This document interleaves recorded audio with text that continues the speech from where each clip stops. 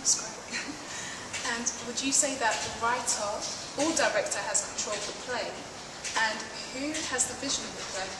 I think those questions are so big. They're brilliant, brilliant questions, because I think that's something that many directors and writers are always thinking about.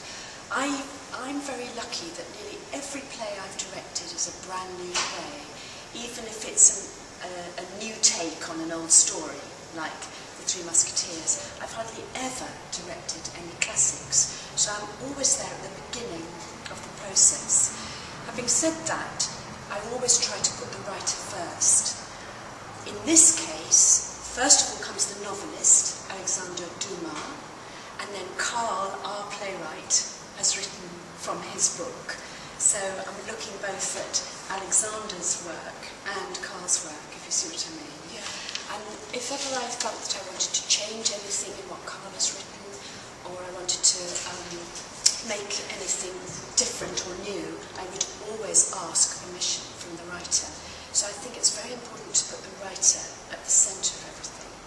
But having said that, I'm a very active director, and I think because I'm lucky enough to be at the beginning of these productions, I have a very strong creative input.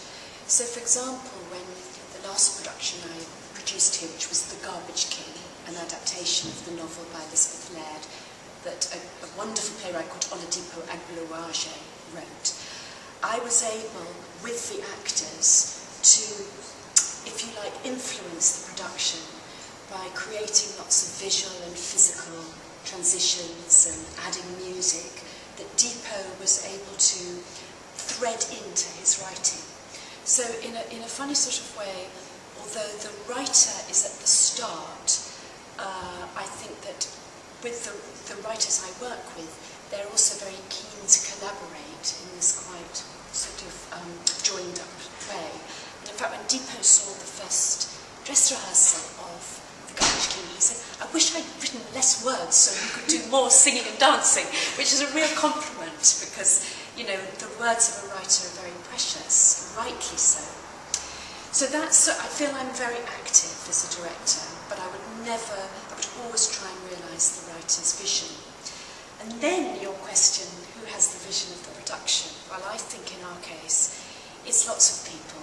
It's the writer, it's then the director, it's then the designer, and Christopher Folds, who's designing The Three Musketeers, and I have spent hours going through the script, and when you do the script, I draw these pictures of what the scenes might be like and how we might work. So my scripts are full of pictures and impressions and drawings. And Chris, as the designer, he does the same.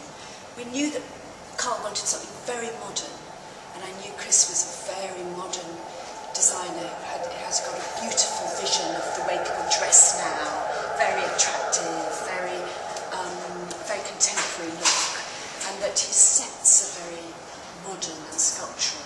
So you might not be able to see, but he's now created a design, and he's done sort of page after page of how we might do each scene. So he's had a big influence on the way that the script has developed.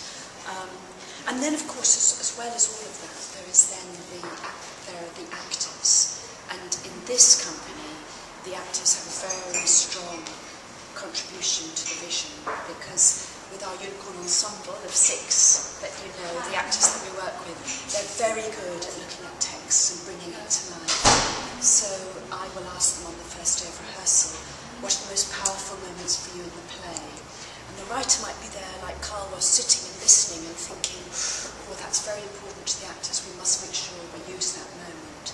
So really, it is one vision that comes from the heart of the book, channeled through the writer, and then through the rest of us. But within that vision, there are a lot of people putting in their ideas and helping